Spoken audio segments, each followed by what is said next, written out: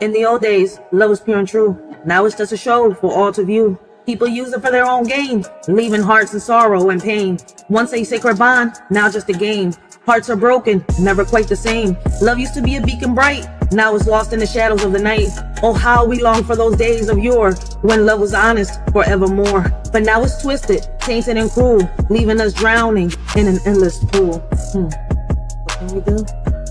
In the spiritual world, all seems bright, but shadows lurk in the dead of night. Half of humanity wears a wicked guise, evil deeds hidden behind virtuous eyes. Beneath the surface, a darkness lies, masks of deceit veiling their lies. In this realm where good and evil collide, the line between them is blurred, hard to decide. So tread carefully in this world so grand, for not all that glitters is gold in the sand. In the spiritual realm where illusions endure, evil and good dance in eternal obscure.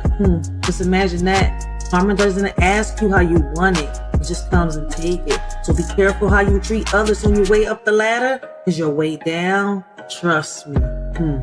In a world of empty stares, fake love fills the air. Sincerity's distant glare, leaving hearts in deep despair. Truth is lost in a web of lies, hiding behind deceitful eyes. Love that fades and slowly dies, leaving us with heavy sighs. Aching souls in a loveless land, yearning for a genuine hand, but fake love rules with cruel demand, leaving us to understand. In this age of like and retweets, we've forgotten what real love truly means. It's not just about show and tell, but a feeling that makes our hearts swell. It's hard to know who's true and who's fake in a world where appearances are hard to shake. But real love is deeper than a profile pic. It's in the way that someone makes your soul click. So let's not get lost in the digital haze. Let's remember what real love truly conveys. It's not about followers or online fame, but a connection that sets our hearts aflame. In this world of make-believe, they all wear a smile. But behind the scenes, it's just a clever guys, puppets in their show, dancing in their stage. We're all just pieces of their charade. Beneath their mask of joy lies the tangled web, where secrets and deceits are carefully bred. Their lovey-dovey act is just for display. We're all caught up in their twisted play. So let's break free from this illusion so grand, and see through the facade with hearts unplanned. No longer pawns in their game of charade. Let's find our own path and not be swayed. I feel like I'm surrounded with people with strings attached to their back, waiting for their master's command. It's like when I was little, right, and I was reading Pinocchio. Every time that he told a lie, his nose grew. It's just that, in real life, their noses don't grow. Karma just catches. In the shadows we see, a love so pure and meek, but all that's left is a ghostly echo, a memory bleak, longing for a bond that's true in this world so cold and weak, yearning for the love we knew before the all turned antique, lost in illusions of affection, bleeding like the mist, hollow hearts yearn for connection in a realm dismissed, seeking solace in echoes of the past where love truly exists, but all we find are mere reflections of what love once kissed. Amidst the ruins of our hearts, we search for something real, yet all we grasp are faded echoes of what used to appeal in this world where love has become just a commodity to steal. It's just a little food for thought. In the face of darkness, I stand tall and strong. With faith as my in the face of darkness, I stand tall. Hey, what up, everybody? I hope all of y'all is having a blessed and humble night. Continue to have a blessed and humble day. This y'all shorty Racheal. I want to welcome all of y'all to the Writers for Life brings you the Let's Talk About It podcast show. We got some random topics and thoughts, which means, the shorty is going to have random thoughts, random topics, throughout this live. Today, we're going to be talking about what's going on in these schools. What solutions can be given, right, to deal with the issues that we're having in these schools, right? So we're going to start this live off, right, with the update with teachers still employed after assaulting Black teen over pledge, all right? The incident involving Marissa Barnwell, a 15-year-old student at Riverabove High School in South Carolina, has sparked controversy. According to reports, Marissa was allegedly assaulted by her teacher, Nicole Livingston, for not participating in the Pledge of Allegiance. The lawsuit filed by Marissa's family claims that she was walking quietly to class when the teacher confronted her, yelled at her, and pushed her against a wall. The school district, however, stated that the teacher only touched Marissa's shoulder to get her attention, and that the confrontation occurred during a moment of silence, not the Pledge of Allegiance. I mean, I don't know how y'all parents, would feel. I mean, allegedly, right? Allegedly, the teacher, right, pushed and yelled at this student, right, while they was given the pledge of allegiance. But according to the school, right, according to the school, she only put her hand on the student's shoulder. She tapped her. So we're going to dive into, Dr. Rashad Ritchie and Sharon Reed discussed this incident on their show, Indisputable. They dived into the legal and ethical implications of the teacher's actions and the broader issue of students' rights to free speech and non-participation in patriotic rituals. What are your thoughts on this situation? I would love for y'all to share your opinions, right? Down below, we're going to get this video started, right? I do got to give commentary. So I will have to pause, I'm not going to be pausing every 1, 2, 3 minutes, but I am going to pause to give some commentary. Listen, don't be afraid to leave your comments down below, man. Interact with a shorty, you know, give y'all opinions, give y'all perspectives. Listen, I could sit here and honestly say that a lot of y'all, right? A lot of y'all advice, a lot of y'all opinions have helped me throughout meetings, community meetings, and much more. So I really appreciate those that have been rocking out with a shorty from the beginning. I appreciate my day one subscribers, my new subscribers, man. If it wasn't for y'all, a shorty wouldn't have made it this far. But let's get on. Let's get this video started, right? Update: teacher who assaulted student over pledge still employed. Do y'all believe that this teacher should still be employed? All right, we got an update. So there was a teacher who assaulted a student over the pledge. Okay, assaulted a student over the pledge. We have found out that teacher is still employed. I want you to put the family up full mass. I'm going to give you the background and the update to this story. Marissa Barnwell, a 15-year-old student, 15-year-old student at River Bluff High School. This is in Lexington, South Carolina. Oh, shit. Says she was physically assaulted by a teacher for refusing to recite the Pledge of Allegiance. Now, 2 years later, she has finally reached a settlement. Neither side has publicly commented on the settlement, and the outcome has first been reported by a YouTuber, Meta. This is a reminder of what happened that day, roughly 2 years ago, according to the lawsuit filed on the 13th of February. On November 29th, 2022, Barnwell, a Black honor roll student, was walking in the hallway on her way to class when the Pledge of Allegiance began to play over the intercom.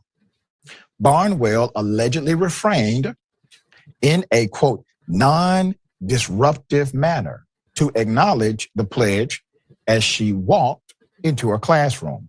There's a teacher named Nicole Livingston. Miss Livingston began. Oh, shit, that's a video right there. I mean, well, they're only showing a picture, but I guess he's going to point which one is the student and which one is the teacher. But I'm guessing the one on the wall is the student. And yelling and demanded that Barnwell stop to acknowledge the pledge, then physically assaulted the student by pushing her on a wall. Livingston then escorted her to the principal's office to be punished. Keep that picture up for a moment. Yes, do. Because I have more, but I want you to keep that picture up. We're actually able to see the assault of a minor take place by a trusted authority right there. Okay? That's the allegation. That was the nature of the lawsuit. That was the nature of the complaint. Her parents filed a suit against the school district. Keep that picture up. All right, so I'm gonna pause it right there, right? Blessings, blessings, welcome, Jamaican Shore Fishing, guys. If y'all haven't yet, make sure y'all go check out Jamaican Shore Fishing. Jamaican Shore Fishing, make sure you leave your link down below so those that, want to check you out can check you out. Yo, listen, man, he goes fishing, he catches different types of fish, he brings up different types of topics, different types of conversations. You will not be disappointed. Make sure y'all go check him out. Like his channel is just so refreshing. Like it doesn't matter what topic he brings up, it'll draw your attention. Listen, but make sure you check them out, guys. My bad, my bad. Let's get back on topic, yo. Let me ask y'all this one question, right? Have you ever experienced or witnessed a similar situation in a school setting? How was it handled, and what was the outcome of you know the situation? I would love to hear y'all perspectives on that, right? And another thing, right? Do you believe that students should be required to participate in the Pledge of Allegiance? Why or why not? So that's a question I'm gonna leave right there, right? And I would love to hear your opinions, your perspectives, right? Do y'all believe that students should be required to participate in the Pledge of Allegiance? Why or why not? I listen. I feel as though that it's up to whatever family tradition they got. However, the family is like, listen, if they Christians, Catholics, if they non-religion, you see where I'm coming from. I don't think somebody should be forced to sing an anthem or sing any type of song or do a ritual, right? Because it's kind of like a ritual. That's what it's called, a school ritual, right? But unless they feel comfortable with it. So to me, I don't think they should be required to participate in the Pledge of Allegiance, right? I said that all messed up, but y'all get my whole point. And I would love to hear your thoughts on the teacher's actions and the school district's response in Marissa Barlowan's case.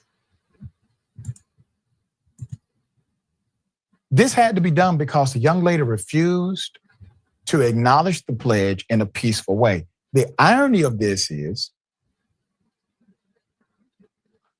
the fact that you cannot be mandated to pledge allegiance to anything in this damn country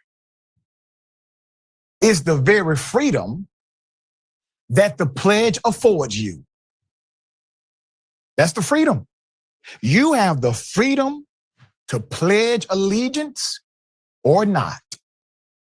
If you decide to not pledge an allegiance to the flag, that is within the context of American freedom, or at least that's what we're told. There are countries, it is illegal to not pledge allegiance to their flag. Not in the United States of America. It is called a great freedom. So her parents filed a suit against the school district. District 1 superintendent, let's put him up.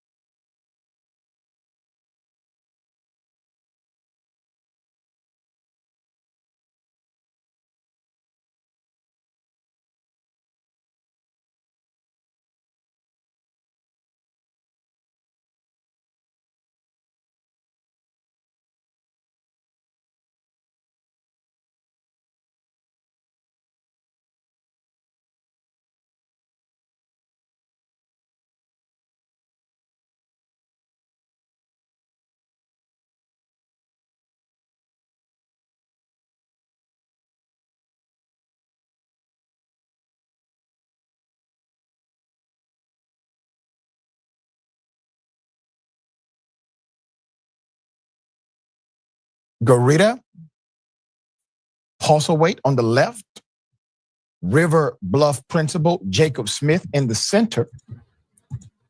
Oh wow, yeah, you wasn't able to hear me. Damn, I was muted the whole time. I hate when that happens, yo. So yo, this is crazy. All right.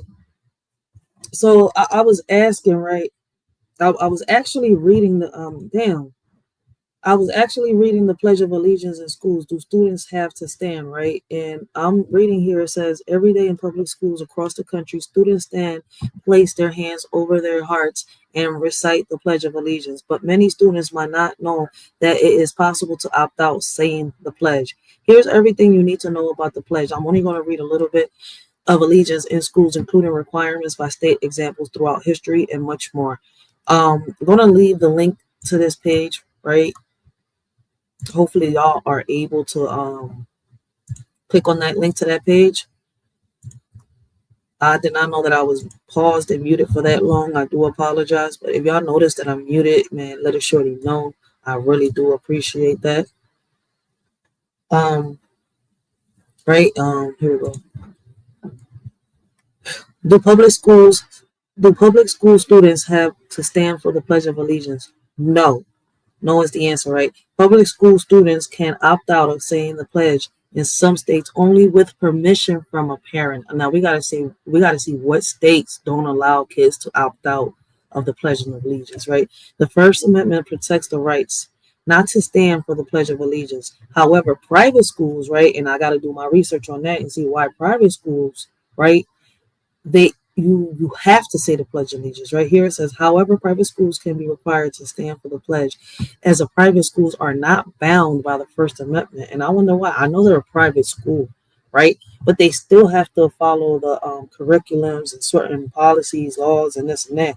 So why are they not bound by the First Amendment? Then over here it says, why don't public school students have to stand for the pledge, right? It says the First Amendment protects freedom of speech. Free speech, which means that the government cannot punish people for what they say.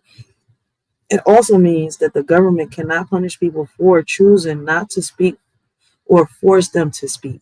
Freedom of speech has limits, but there are strict guidelines in place that make it difficult for the government to impose them. It is especially hard for the government to regulate speech about political views like saying the pledge.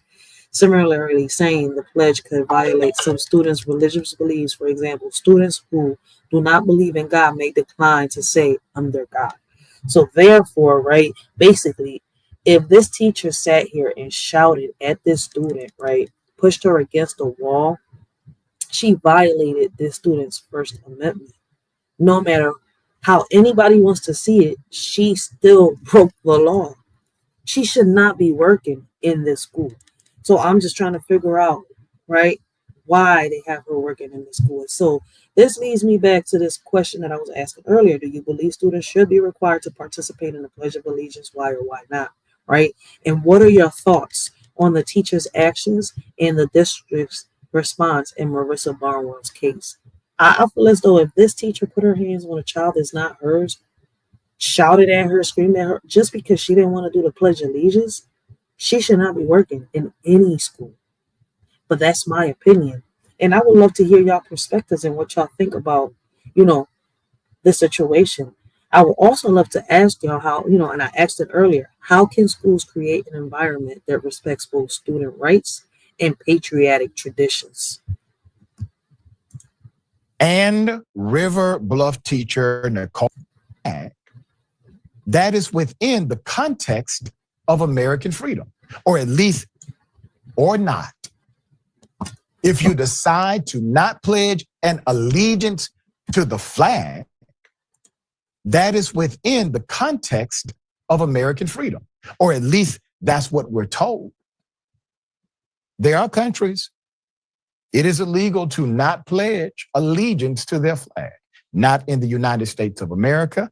It is called a great freedom. So her parents filed a suit against the school district. District 1 superintendent, let's put him up. Garita Postlethwaite on the left, River Bluff principal Jacob Smith in the center, and River Bluff teacher Nicole Livingston on the right. And they also filed against the South Carolina Department of Education on her behalf. Now, Here's a quote. I was just in disbelief, Barnwell said at a press conference announcing the lawsuit. Quote, you can hear me saying in the video, get your hands off me, end quote. Other students were in the hallway, but only Barnwell was approached. Barnwell said in her suit that she believes she was singled out because she was Black. Oh, wow. Which I can believe. Other students are around. Those students are not challenged. Those students are not assaulted. There are many people who disrespect the Pledge of Allegiance if that's your, I guess, standard of respect. You should look at Congress, because routinely when they open up the session, those cats are still talking about yesterday's F-ups. They're not standing to pledge for anything, only when they know it's a lot of cameras in the building. Toast. Real shit. Marissa also said that she never met Livingston prior to the assault, never met her. Oh, so she wasn't even her teacher. Damn. Let me ask y'all this, man. What do you think are the appropriate consequences for educators who violate students' rights like this? What do you think are the appropriate consequences for educators who violate students' rights like this? Let us shorty know in the comments down below. And had not recited the pledge since the third grade. Had not recited the pledge since the third grade. There's a lot of pressure. Even if you go to a school that's, let's say, majority African American, especially back during my time, I did not recite the pledge either. I stopped reciting the pledge in about the 6th grade. There was still a lot of pressure put on us to recite the pledge, but I did recite the pledge. The only other student that did not recite the pledge was a Muslim student who did not recite the pledge for religious reasons. I did not recite the pledge for practical reasons. I believed it was a lie when I was in the 6th grade and beyond. So now, man, I'm with you. I feel the same way. What was the point? A pledge of allegiance to America. For what? Why can't we just say, welcome to America, land of the free, where you got to pay for water, even the air you breathe? Now, in the settlement, because this teacher could not keep her hands off of a student for exercising a freedom, according to Meta, there is no acknowledgement of wrongdoing by the school district. Barnwell will receive, however, $47,000 once she turns 18. The remaining money, which is about $28,000, will pay her legal fees. The teacher is reportedly still employed at River Bluff School. Let's put up the slate again. Why is she still employed? I mean, don't the schools get tired of these lawsuits? They don't learn. I guess they like getting sued time after time. Aren't y'all already low budgeted? Isn't y'all budget already low? Isn't the teachers underpaid? And the school board keeps letting this shit happen? The Board of Education keeps letting this shit happen? I'm a little confused. So that'll lead back to the question that I asked earlier. How can schools create an environment that respects both students' rights and patriotic traditions? The teacher in question is Nicole Livingston. Nicole Livingston is on the right. Now, to all three of you, at some point, the madness has to stop. Now, I'm not a court of law. Indisputable is not and does not have the jurisdiction to render a sentence. But I will say this, we are the court of public opinion. And I guarantee you there are many people who do not like the fact that this student didn't say the pledge, but there are way more people who don't like the fact that another school teacher decided to put their hands on the student for not saying a damn pledge. Facts. So how should schools balance students' rights to free speech with mandating order and respect during patriotic rituals. And yes, it's called a patriotic ritual, whether y'all like it or not. Before y'all sit here and talk some shit, go do y'all research. Pick up a book before you end up in a ditch making history. I got a question for you since you're so, patriotic. Do you have the same attitude about those who stormed the Capitol and attempted to overturn democracy itself, shred the Constitution, stop a constitutionally mandated procedure? Or does your patriotism stop when it comes to children, i.e. the black kind, Oh shit. who shows, some tough love? They're trying to get you back on track here, helping you understand that this pledge was not the idea. The goals and the morals come from people. And you can pledge allegiance to a flag all day. That is a symbol. But the symbol, when it lacks the representation it is supposed to have, meaning that symbol is supposed to stand for something. When that symbol no longer stands for anything, what are you pledging to? And that's the question that young students like that cause you to face. All right, sharing thoughts here. So you're pledging to a version of a false god. Right. And I can pretty much answer the question without even knowing the details, that she's not offended by people who defecated in this sacred place of democracy on January 6th. But I find it remarkable, be damned the settlement, that this abuser of children, she abused a child, is a criminal, is still in the classroom. But then again, there's one in the White House too. And this is how America is living. All Colin Kaepernick did was... Wait. We have another abuser in the White House? She talking about Trump? Oh, snap. Before she continues, man, in your opinion, what role should parents play in deciding how schools handle issues related to patriotism and free speech? Once again, in your opinion, what role should parents play in deciding how schools handle issues related to patriotism and free speech? Let's take a knee. And oh my God, he lost everything. Look at your life, America. Look at your life. Yeah. These are reflections.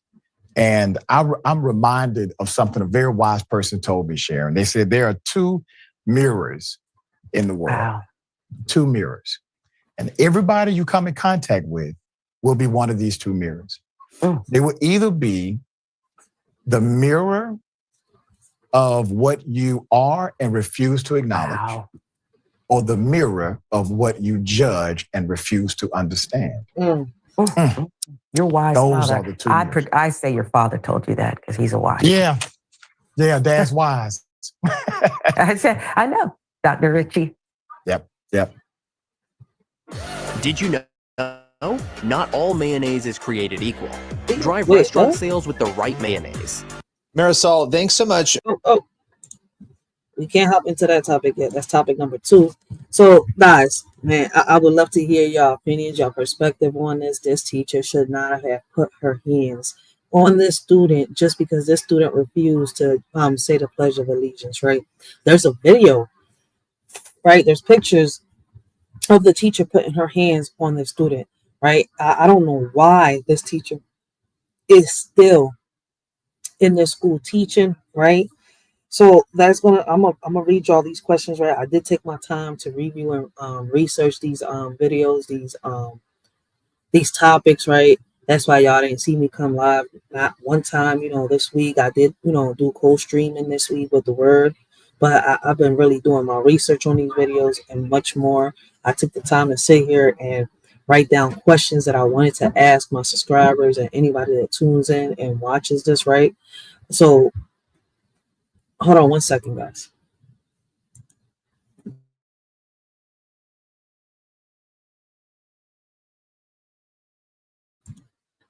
So first question is, right, what are your thoughts on the teacher's actions and the school district's response in Marissa Barnwell's case? I've asked these questions throughout the live while we was reviewing and reacting to this topic, right?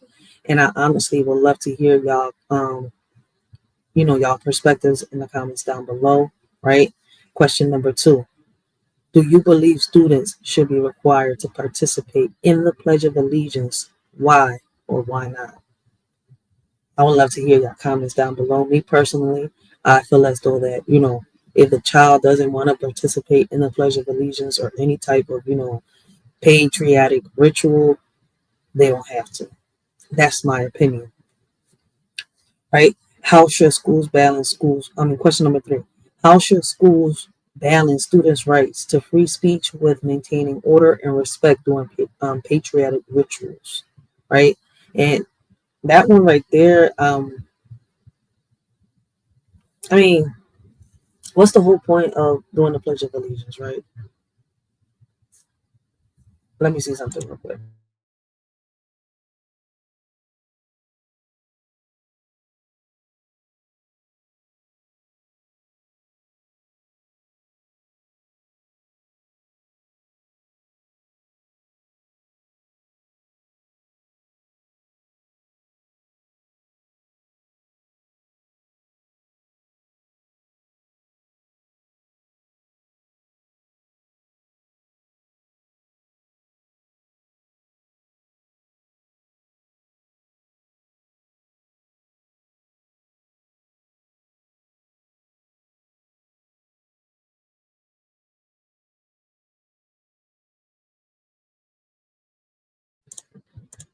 Yeah, I had to look for that, John, because I don't remember the damn Pledge of Allegiance, and I think it goes like this, right? I pledge allegiance to the flag of the United States of America and to the republic of which it stands, one nation, under God, indivisible, with liberty and justice for all, right? Let me see. What is the meaning of our Pledge of Allegiance? It says, I promise to be faithful and true to the emblem that stands for and represents all 50 states and territories, each of them individual and individually state represented on the flag, yet formed into a union of one nation. And I also pledge my loyalty to the government that is itself a republic, a form of government where the people are. So damn, man, y'all failed that, man, because y'all not protecting this country the way y'all supposed to be. Not even this government. Y'all just giving it away. This government also being represented by the flag to which I promise loyalty. The 50 individual states are united as a single republic under the divine providence of God and cannot be separated. The people of this nation being afforded the freedom to pursue life, liberty, and happiness, and each person entitled to be treated justly, fairly, and according to proper law and principle, the principles afforded to every loyal American, regardless of race, religion, creed, or any other criteria. Shit, then they failing in that. They failing on that department. Every angle they failing. Snap. Let us know what y'all think about, the update on the teacher still employed after assaulting black teen over pledge. Do y'all believe that this teacher should still be in a school environment teacher? Should she be fired? What should they do? I asked a couple questions, right? And I would love to hear y'all perspectives, right? Let me see. All right, here we go. Question number 4. What do you think are the appropriate consequences for educators who violate students' rights like this? Me, I feel as though that this teacher, like in this situation, she should be fired. Not just fired, she put her hands on a child. Like, why isn't she doing some time? That wasn't even her child. And I've seen them lock up teachers for doing this. So why is this teacher walking? So yeah, there's a lot of questions, right, leading to this case right here. Right? Question number 5. In your opinion, what role should parents play in deciding how schools handle issues related to patriotism and free speech? I feel as though if more parents come together and go to these meetings and much more, things could be done, laws could be passed, right? If we put in the right legislators into office, but nobody pays attention to that. They only pay attention every 4 years when it's time to vote for the president. I guess to each his own. Like I've said, listen, I'm bringing solutions. It's up to y'all, right? If y'all want to bring more solutions and see where we can go with these solutions to the ones that we need to bring them to. Question number 6. Do you think the media coverage of this incident has been fair and balanced? Why or why not? I mean, I think that Dr. Rashad has, I think he did, he gave it a fair shot, right? He gave it a his opinion. So that the chick I don't think he was being biased, and he was spitting some facts. I mean, shit, he was telling the truth. All right, question number 7. How can schools create an environment that respects both students' rights and patriotic traditions? I mean, first of all, the school should not be violating the kids' rights. They should not be violating the First Amendment, the Sixth, the Seventh, the Eighth, the Ninth, or the 10th. And if y'all go look it up, right, the 6th, 7th, 8th, 9th, and 10th, I think it has a lot to do. One of them has to do with employment. I think 6 and 7. One of the two has to do with the employment. But then after that, it goes towards the kids' rights, right? And then you got the civil rights, right, with the women's. Listen, we're going to get into that. We're going to get into that. Hold on one second. Let me unfolding situation with Marisol Arroyo Castro, a seasoned teacher from Connecticut, has certainly raised some eyebrows. It all began when Arroyo Castro, with 32 years of experience under the belt, was suddenly called into the vice principal's office on a seemingly ordinary day. Arroyo Castro recalled, "I was sitting at my desk during lunch, checking my email, when I got a message from my supervisor. He asked me to come to his office and to bring the union rep for a meeting about my cross. That was shocking. I had no idea what to expect." According to Arroyo Castro and her lawyer from First Liberty, isn't First Liberty some type of tax? Never mind. I guess there's a First Liberty school. I thought it was, never mind. First Liberty, she was instructed to remove a crucifix that had adorned her workspace for a decade without any issues. I was told that failing to take it down would be seen as insubordination. I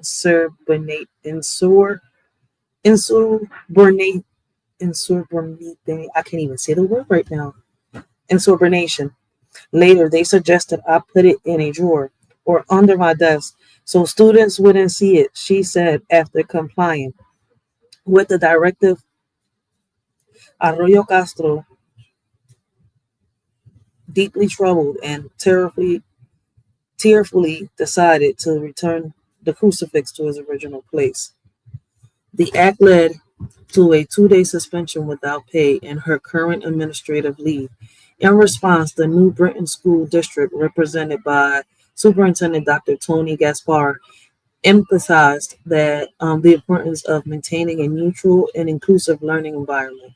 The district statements mentioned complaints from students and staff of various faiths who felt uncomfortable with the crucifix prominent display and accused Arroyo Castro of imposing her religion beliefs during lessons. As both sides work towards a resolution, the conversation continues. What are your thoughts on the situation? We'd love to hear your perspectives. Share your comments down below and let's get the discussion going. Let's get this. This is crazy. Like a whole debate over a crucifix, right? Me personally, I don't sit here and get into people's religions, right? I mean, I've seen plenty of schools where a teacher had a cross in her desk, family portrait, little, how can I say, little figures and stuff like that. I mean, I don't know why that should be a problem. That's her little space. It shouldn't bother anybody, right? But we're going to check the video out, dive into it, right? Get the discussion started. Those that are willing to chat with a shorty, y'all more than welcome, right? Let a shorty know what y'all think and feel down below, right?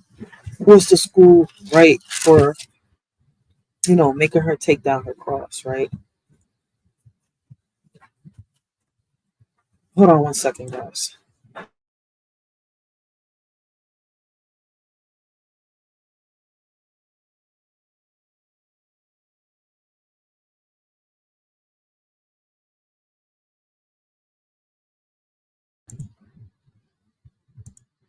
I do apologize for that, man. The distractions have got me all discombobulated. I'm trying to stay focused. All right. So with that being said, guys, I would love to hear what are your thoughts on Marisol Arroyo's Marisol Arroyo Castro's decisions to display a crucifix in her classroom despite being asked to remove it. Was the school, right? Was she right? Was the school wrong? Was she wrong? I would love to hear y'all perspectives on this. For joining us. I want to start by just talking a little bit about your teaching career. How long have you been an educator? I've been teaching for 32 years. This was my 32nd year. Wow. That's an amazingly long career. My wife is a teacher. I know it's an incredible job. It's a difficult job, and more than 3 decades is a long time to be doing it. Now, we're talking today because you were recently put on leave, and we're going to get into all the reasons why and the intricacies of this, but take us through the events that led up to this. Well, it was a regular day. I'm sitting on my desk at lunch and opening my email, and I get a text from an email from my supervisor asking me to come and see him and bring union rep for a meeting regarding my cross. So that was shocking in itself. I didn't know what to expect.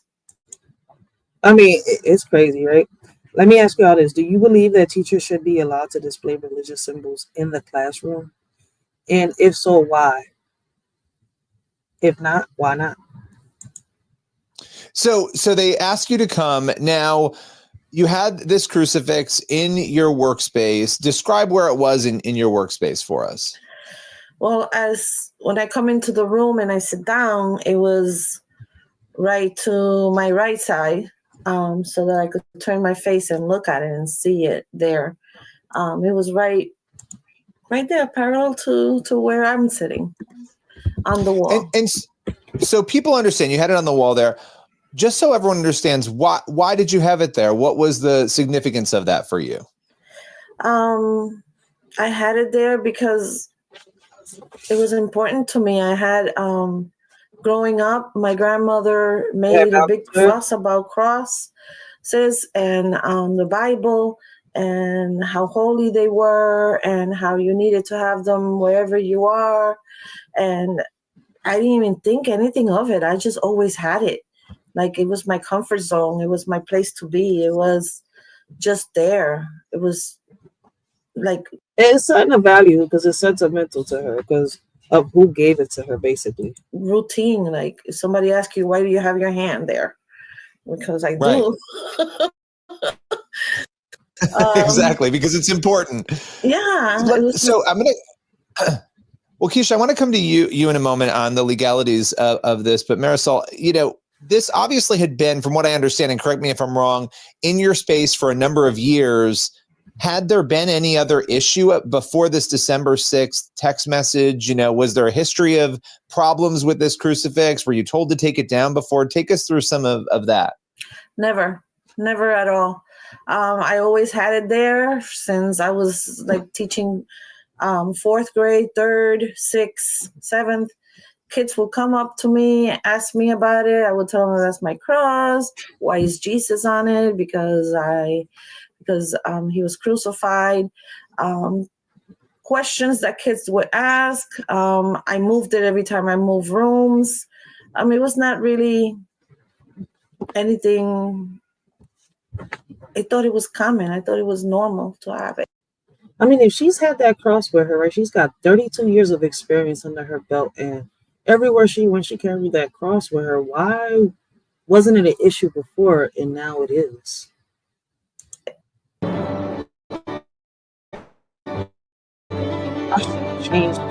For a limited time, you have the opportunity to enjoy. Well, and in these spaces, Keisha, I'll come to you. In these spaces, these desk areas for teachers, are people allowed to have other displays? What sort of other displays do teachers have in these spaces? So we have people who celebrate the sporting team that they like, the sports team they like. There's Baby Yoda. There's all kinds of things. What you would expect a teacher to have in their personal desk space, pictures of family, etc. And that means that space is that teacher's private expression. So the district cannot censor it. And in this case, if they're allowing all the other teachers to put secular things in their workspaces, then they can't ban Marisol's crucifix. That is a violation of the free speech clause. And that's just the first constitutional provision that the school district is breaking, because there are several other laws that they're breaking. That's what I was just about to say. I mean, it seems like in both cases, the school district has violated so many policies and so many amendments. I'm saying here, like, damn, what is y'all? I mean, if y'all listen, if y'all don't have enough budget on y'all, like, right, to sit here and pay these teachers, the staff, basically any school employee, right, because the teachers are underpaid, right?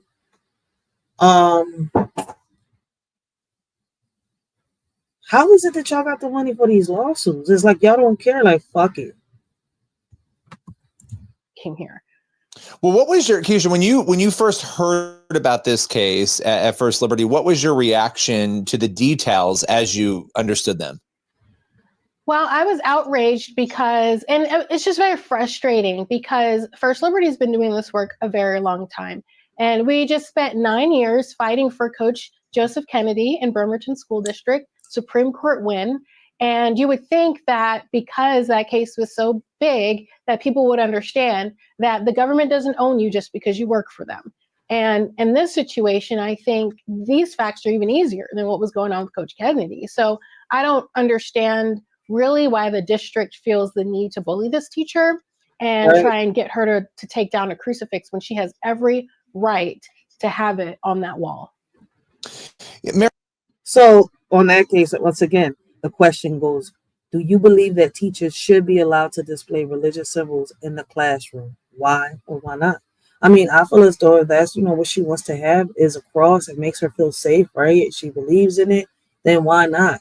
I mean, she's not sitting here, making people follow traditions or get into a cult or do rituals and stuff like that. No, she just has a simple cross that, she feels as though, makes her feel safe in her zone. So why take it from her? It hasn't been a bother or a problem for 32 years, but now apparently everybody has a say-so. How should schools balance the display of personal religious symbols with the need of, with the need for a neutral and inclusive learning environment? Again, how should schools balance the display of personal religious symbols with the need for a neutral and inclusive learning environment? I mean, like I tell people, man, this channel was made to bring solutions. Let's have conversations that would bring solutions to the table. We never know. Snap. I mean, I'm tired of hearing excuses after excuses, and we're not going to sit here, right, and debate, right, a solution that we haven't even tried yet. Like, if the old ways ain't working, it means that it's time for change. And what's crazy is not that all of the old techniques is not working, right? It's just that a lot of the techniques that they used back then for certain things isn't working. It's time for change. Bring, mix up a little bit of the old with a little bit of the new. I always say that. But, people don't want change. They say they do, but they don't. So hopefully, I can get y'all, to write down in the comments what y'all think, right? How should schools balance the display of personal religious symbols with the need for a neutral and inclusive learning environment? Marisol, you've been a teacher for a long time, and the New Britain School District, I assume you've been there for a long time in that particular district, but correct me if I'm wrong. Were there other issues? I mean, has this been a good experience teaching there for you? Were you shocked by the trajectory of how this went? Well, we call each other the Dillo family. And the teachers are family. My friends, I have lots of friends in there. And administrators, they come and go. Like superintendents, I think I had like 4 different superintendents. Principals, forget, I can't even count how many different principals we have. But the staff were very, very close. And so I never saw it. I never saw it coming. It's just out of nowhere. And particularly when I changed rooms, every so often that they moved me to a different room or a different grade. And then all of a sudden now it just came out of nowhere. You mentioned the family atmosphere, and for anybody who's worked in a school or around a school or knows that, that's how it is. The teachers are family, the staff are family, and you're often in a school for a very long time. you know, you had a choice to make here, and we'll talk about that in a moment of what you were going to do. And you have made a choice here, and we'll get into that. But the teachers, how are other teachers reacting to this situation? You've been put on leave. Are you getting support? Is there not support? Is the union being supportive? Take us through sort of how those around you are either coming around you or not. This is what Ivy League universities you can get into with a 3.6 GPA. Well, at first, they were shocked. Everybody who I told, like, I knew that I thought they were gonna fire me that day that they told me not to come back to my classroom. And I went and I told everybody because I was so shocked. So all my friends, when I saw them passing, I would tell them, bye, I have to go because I think I'm gonna get fired. And they were all shocked about it. I have some teachers that go with me that we attend the same church, and they see me and they say they're sorry. Some other teachers are texting me, but the school, they send out a message to all the staff telling them not to talk about this or not to talk to the reporters about what's going on. And they asked me not to talk about anything either. So I felt well, and here we are. Like we're talking about it here because, well, it's okay. I mean, this is big. Damn, basically they was trying to censor her. They were telling her to shut up. Why should she shut up? Like, what? Yo, wait a minute. The school got gangster with this teacher. They got Don Corleone with her, yo. Like, what's up with this school? Damn, man. Let me ask y'all this, man. What do you think about the school's directive to remove the crucifix and the consequences faced by Arroyo Castro?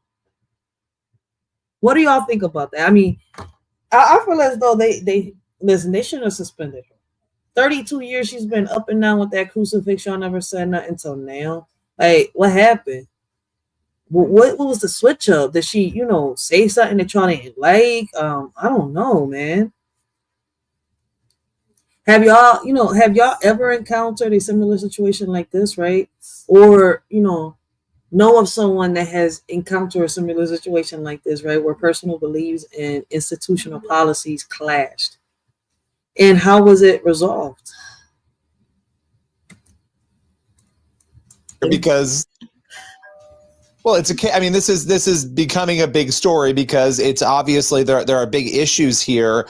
You obviously being put on leave was a result of the fact that initially you moved the cross when they asked you to, and you put it back up because you didn't feel right about that. You could have made a different decision. What was it that led you to say, no, I'm going to stand up for what you believe to be your right to display this? Well, first of all, it was my love for God, because I couldn't really live with myself if I took it down. Really, I just couldn't. When they moved it to the part where my feet are on my desk, I said, this is wrong. It hit me. I just wanted to cry. All I did was cry. I cried for a long time. And I just knew that it was my right to do it. I knew that I wasn't doing anything wrong. That, wow, of all the things that a teacher could get fired for, not teaching, not having discipline, not following the curriculum, stuff like that, to fire me because I have a cross, it was like unbelievable. And I said, I have the right to have it there on top of that. And people are afraid. They are afraid because they think that they don't have that right. They think that, oh, I'm going to get in trouble if I wear this shirt that says I love Jesus. I'm going to get in trouble. Like one day I wore a shirt that says the Our Father to a professional development day. And everybody was telling me, be careful. They're going to tell you something. They're going to get angry at you. And I got tired of it. I got tired of people saying they're going to get angry at you. So that was like the straw that broke the camel's back. Now you're telling me that I can't have that cross there. Yeah. Damn, this situation is crazy, man. In y'all opinion, what role should school districts play in regulating the display of religious symbols by staff members, right? And do y'all think that the school handled the situation appropriately? why or why not. I don't think they handled the situation appropriately. They suspended her 2 days with no pay, right, for having a cross, for having a religious belief. And it seems like this school has a problem with people with religious beliefs. Man, listen, I don't get in the middle of people's religious beliefs. That's that's what they want to do. That's what they want to practice. That's what they want to believe. That's on them. Like, who am I to sit here and judge? Listen, I'm sure as hell not the God. I mean, no. Well, it's particularly interesting when there are other messages, and this is a whole other conversation we won't get into, that are perfectly not only permissible but enforced and pushed in schools today, that are often counter faith messages. And so it is very interesting that people have to live in fear when it's a faith message. Now, Keisha, coming to you on this, now critics are going to say, okay, but the kids are being indoctrinated in some way, or the crucifix is opening up questions that, that, like, I've often heard, well, kids who aren't Christians won't feel comfortable then with the teacher. How do you respond to those critiques when people wage them in a case like this? Well, before she gives a response, let me ask you this. How can schools create an environment that respects both freedom of expression and the diverse, balance of students and staff? I mean, can you answer that question? Can anybody in the chat answer that question? If there's anybody in the chat, I'll check in 1 second. Like, anybody that comes in, anybody that catches the replay, leave y'all comments down below, right? How can schools create an environment that respects both freedom of expression and the diverse balance of students and staff? Well, that's nonsense. I think in order to live in a tolerant society, we're supposed to expose students to different things, including the fact that people have different religious beliefs. A school district that thinks it's okay to teach students that religion is something that you're supposed to hide or, put away under a table or something that's odious to the Constitution. It's unpatriotic. And frankly, every public school district should have the knowledge to know how to treat their employees and their students. And I personally think it's a shame that the school district does not know the law, because they're supposed to. They're educators. They're required to know it. Yeah, and so Keisha, help us understand right now where things stand, because Marisol is on leave. Take us through the requests that you all have for her in her position, and what happens if the district does not back down and reinstate her. Sure. So our demand letter requested that the school district leave Marisol alone, leave her crucifix alone, and treat her with the same respect that they treat these other teachers who have all kinds of things in their personal workspaces. So far, the district has pushed back. They do not agree with our position, which is totally fine, but we are trying to give them time to come to their senses, because as you're fully aware, in the Coach Kennedy case, Bremerton School District was just as stubborn. And I can guarantee you that right now they're saying to themselves that it wasn't worth it to fight this case for 9 years and pay millions and millions of dollars in taxpayer money when ultimately you're absolutely wrong. And so here, I'm hoping that the district will come to their senses. If they don't, we will sue them in federal court. Oh, she's the And lawyer. Marisol, are you willing to take that case as far as you need to win? Yeah, my intention is for people to know that it's not against the Constitution, that it is not, and that they need to know that, because that's important, because they're using the Constitution against us, and it's not true. The Constitution was meant to protect religious liberty, not to hinder it. Well, Marisol and Keisha, really appreciate you breaking this down. We'll continue to keep up with you as new developments unfold in this case. Appreciate your time. Thank you. Damn, man. There's so much going on, right, man? Guys, let me take a minute, right, real quick, let y'all know I got the link to my new petition right in the chat below, right? Y'all can click on it, check it out. If you have a zip code, sign it, my bad. Let's get more cameras into these schools, right? I mean, listen, these cameras isn't just going to benefit our kids, right? It's also going to benefit the teachers, believe it or not, right? For those of y'all that, like, oh, she's only doing this for the kids. Listen, there's some good teachers out there, and I know there's some badass kids out there, right? My thing is, yes, my priority is helping the kids of special needs, right, that are getting bullied, and the kids that don't have special needs that are getting bullied, right? and help them, right, get the proper help, the proper resources that they need, the proper treatments, and much more, because they don't have it. For some reason, the kids that are getting bullied and much more in these schools, right, have to face a judge, end up dealing with consequences, right, when their bully, right, gets to walk with no consequences. Right, there are teachers out here that are doing things with students that should not be doing. Like, we got staff teachers and much more, right, engaging with sexual contact with our students, right? Teachers bringing in drugs, much more. So listen, at the end of the day, right, these cameras won't just benefit our kids, right? They'll also benefit as teachers. We'll get to see who is causing what in these schools and what is happening in these schools, right? Yes, there are schools that got cameras, right, in the hallways, right, in the main office, and outside in the main entrance, right? Any exit, there's a camera there, yes. But we need cameras in each and every one of these classrooms, from pre-K all the way on up to, K-12, all the way up to there. Like, I mean, shout out to those parents that have, made it so far to have class in some schools, right? But get them in every school, though, every school. My daughter out there, listen, my baby funny. It's a Friday. She ain't going to sleep no time soon. I'm Mama Kangaroo, and that's my little Jimmy. So anyways, the reason why I can't really go live every day, but I gotta love her. But yeah, these cameras, right? Why should we give so much privacy, right, to complete strangers? 7 days. You hear me? 6 to 8 hours a day, right? 5 days out of the week.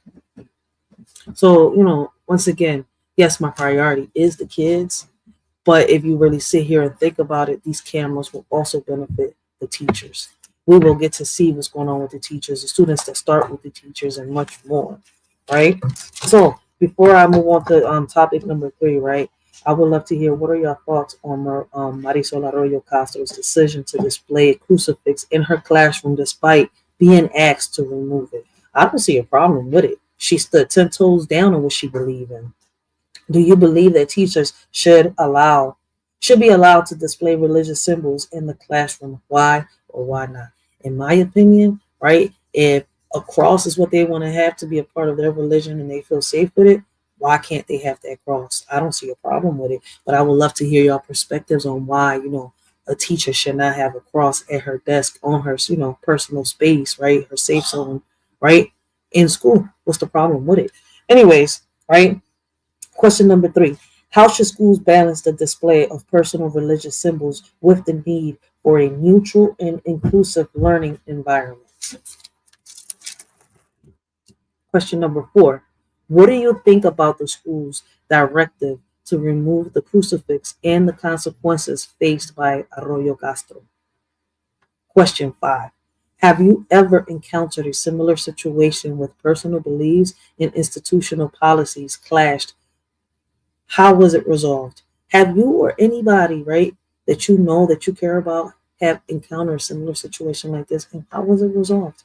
In your opinion, right? Question number 6. In your opinion, what role should school districts play in regulating the display of religious symbols by staff members? Question 7. Do you think the school handled the situation appropriately? Why or why not? Question 8. How can schools create an environment that respects both freedom of expression and the diverse beliefs of student? I said balanced earlier twice. I can't believe I said that. Beliefs of students and staff. So, those are the questions that I have for y'all. Man, for those of y'all that catch the replay, man, leave y'all comments down below and let us shorty know what y'all think, man. So we're going to move on to topics. I don't think there's anybody in the chat. Let me see real quick. Yeah. There's nobody in the chat interacting, so we're going to move on to topic number 3, right? And topic number 3 is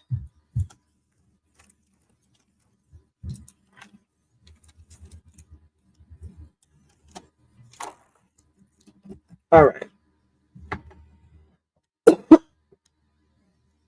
Topic number 3, right? It says, I can't lie. A Christian teacher celebrates the victory after battling school's parental rights. Yo, we got a teacher here that stands 10 toes down fighting for the parents' rights, right? Listen, she went to the board. Like, she risked a lot, yo, fighting for the parental rights, right? And it's crazy what she exposes, yo. All right, so listen to this, y'all. The story of Figliola, there you go, a middle school teacher in Virginia, is one determination in conviction. Figliola, my bad, her name is kind of like, recently celebrated a significant victory after challenging a policy she believed infringed on parents' rights. The Harrisburg City Public School Board had reportedly implemented a policy requiring teachers to ask students for their preferred names and pronouns and to use them without informing parents. Am I off mute? Yes, okay. A little over 3 years ago, right? And what year? We in 2025, and they're dealing with this now. We're in 2025. Deborah, I wanted to begin by Marisol, thanks so much for joining us. What about the negative side that we? Time to do this. Yeah, I can't stand these commercials. Deborah, I wanted to begin by asking you.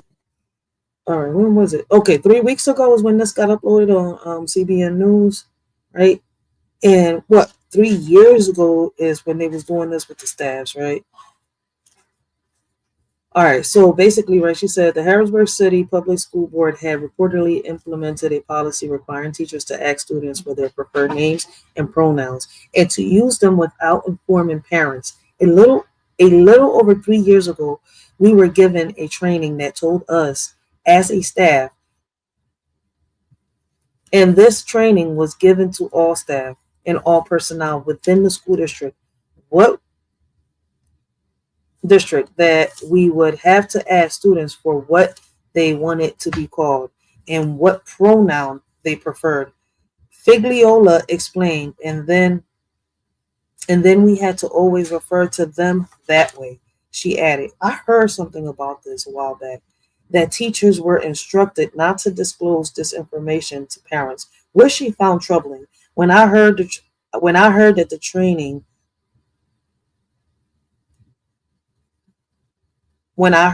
training, I basically went back to my office, my classroom, and I wrote down some thoughts, she said. I still have the paper and I just wrote, I can't lie.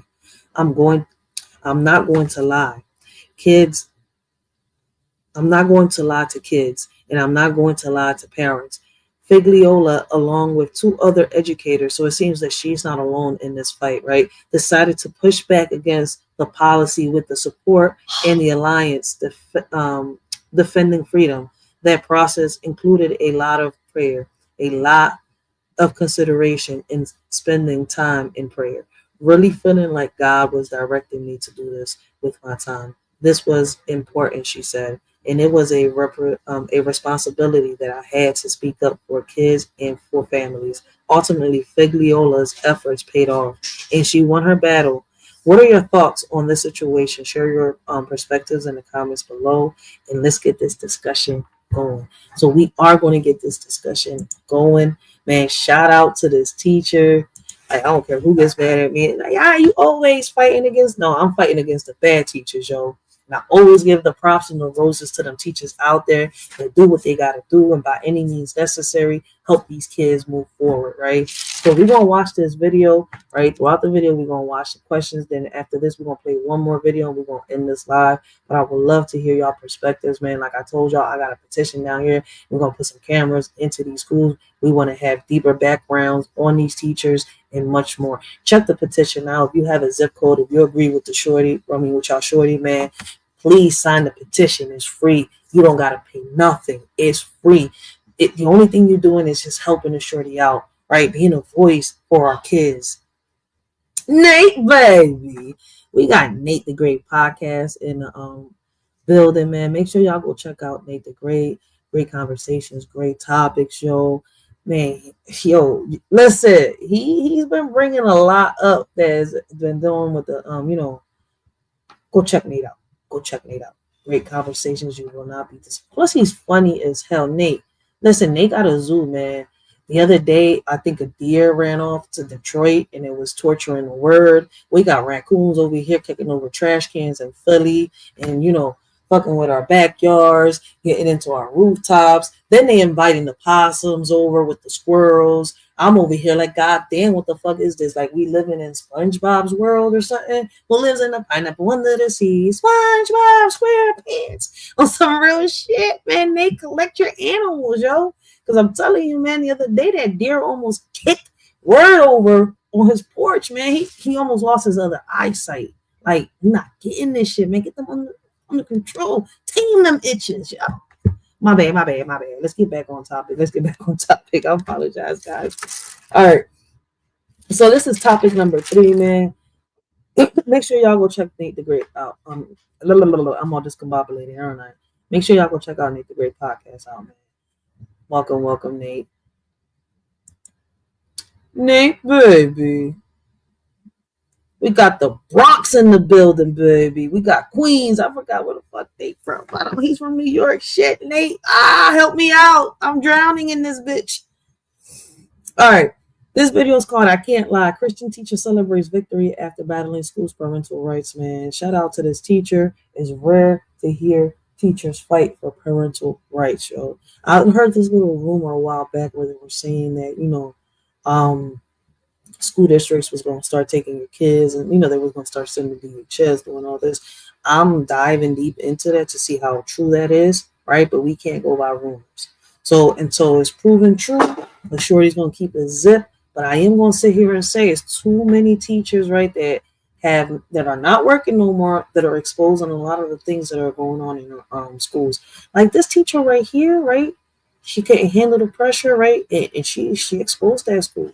Like sitting here lying to their parents, that's fucked up.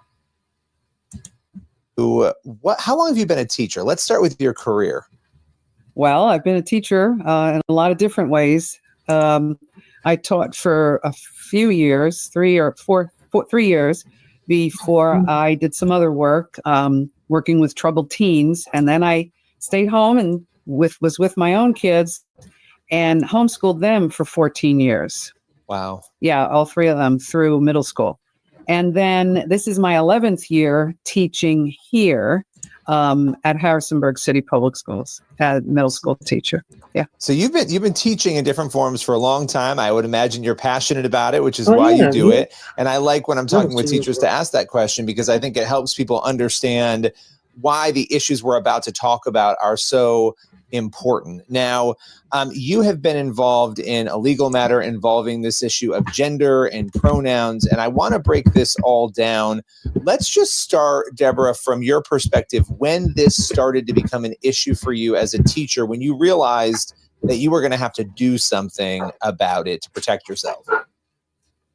Well, a little over 3 years ago, we were given a training that told us as a staff, and this training was given to all staff and all personnel within the school district, that we would have to ask students for their what they wanted to be called and what pronoun they preferred.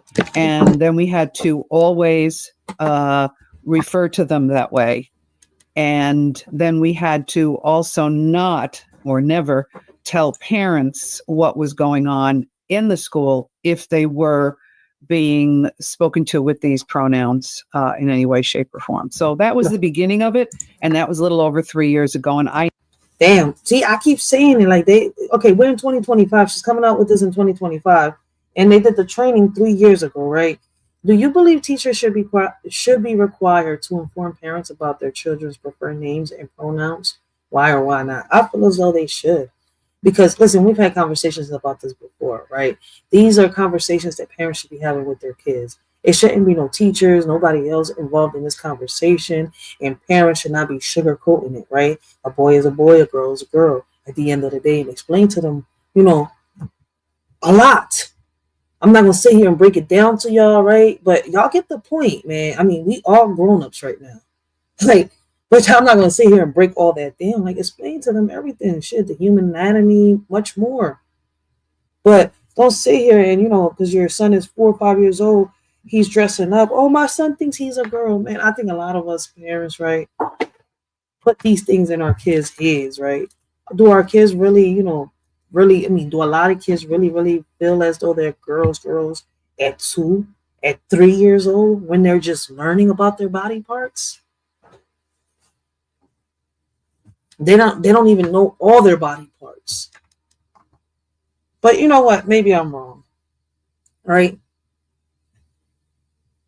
And then I would love to hear what are y'all thoughts on Deb Figliola's decision to challenge the school board's policy on pronouns and parental notifications. Yo, man, I give her a big shout out.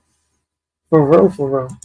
I knew when I heard that training, I basically went back to my office, my classroom, and wrote down some thoughts. I still have the paper, and I just wrote, I can't lie. I'm not going to lie to kids, and I'm not going to lie to parents.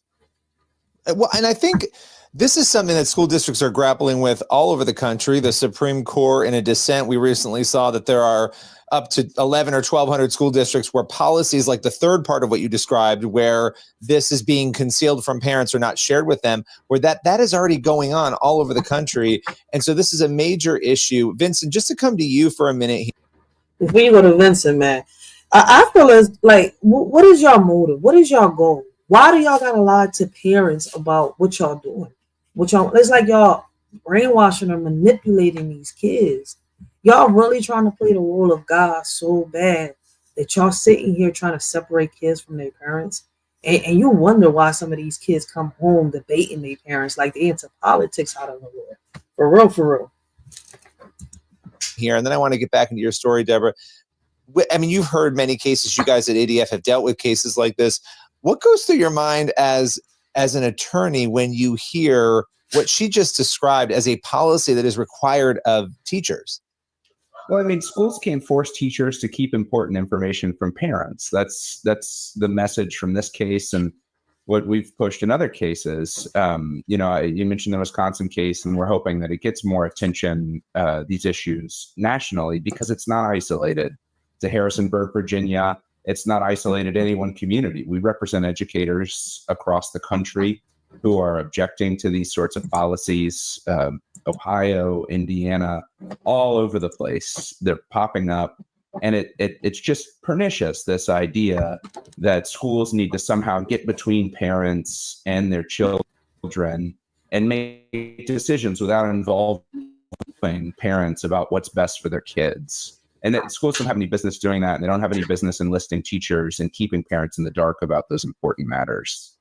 Well, I mean, you can't give. I had an incident last year where the school, my daughter had a stomach ache. I had to go to the school and physically give her a Pepto-Bismol because we hadn't signed a form that you could take a Pepto-Bismol over the counter, right? And I thought to myself, wow, here we have that kind of dynamic. And I bring that up all the time because, you have that protection, right? But yet we have no protection in the other areas like we're talking about. So, Deborah. It's a lot of hypocrisy. And then with this HIPAA law that they've passed and everything, it's a lot of hypocrisy. Listen, you can't take your child to therapy, right, from the ages of 13 and up, right, if they don't want to, right? Because according to them, right, you're violating their rights. You got, you get DHS called on you if you tell your child, your son, that is a boy, that he is not a girl. If you tell your daughter that is a girl, that she is not a boy. Why? Why should I be going to court, my child taken from me because I am trying to teach my child right from wrong? Or what the reality is of this world, man. And with that being said, right, and if a child, right, does believe that, he is a boy but thinks he's a girl, or she is a boy and is a girl and she believes that she's a boy, right? How can schools balance respecting students' gender identity when maintaining transparent communication with parents?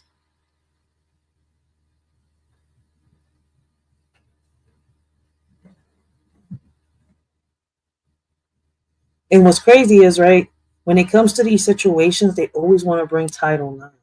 And I just, listen, I'm not trying, you know what? Yes, I am. I'm going to bust everybody's bubble, right?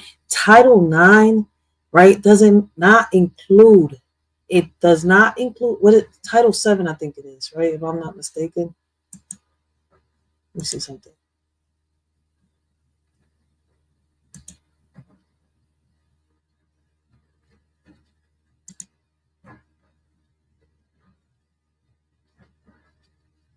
Yeah. See, Title IX says prohibits sex-based discrimination that results from sexual misconduct, right? And they keep using it with this transgender stuff, right? And my thing is, right, that came about, right, because of the women's rights and all that, right?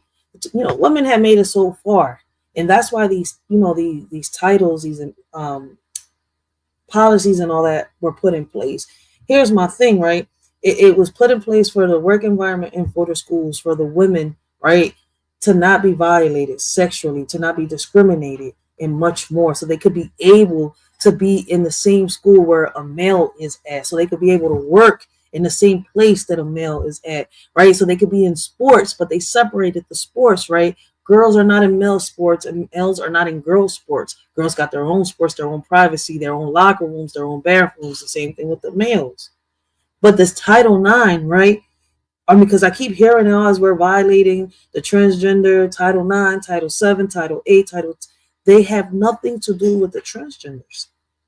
Because when you hear, prohibits sex based on discrimination that results from sexual misconduct and much more, I mean, where do you hear transgender in that? It doesn't. And we can look it up, right? Here we go. Title IX is a landmark federal civil rights law in the United States that was enacted as a part of the Education Amendments of the 1972. It prohibits sex-based discrimination in any school or any other education program that receives funding from the federal government. This is public law number 92-318, 86, right? And y'all can look this up yourselves, right? Hold on one second. I'm about to look something else up real quick.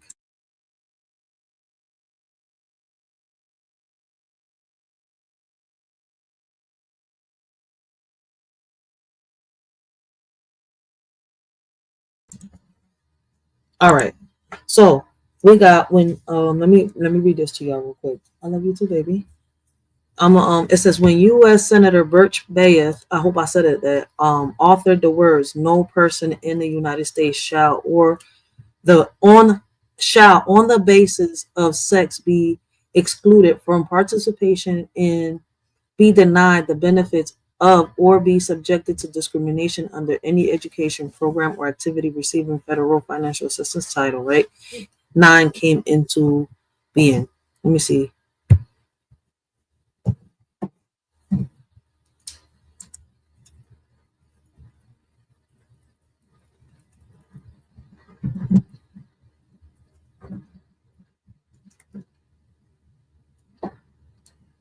See? Okay, here we go. I don't know why it says the brainchild. I don't know if they was trying to say grandchild, but it does say brainchild. Okay. The brainchild of both Mink and Oregon Congresswoman Edith Green.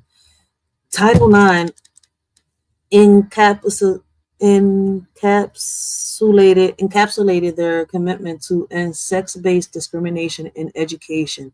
Each had worked for several years on legislative vehicles to achieve equal opportunity for women in education. Why was Title IX put in place?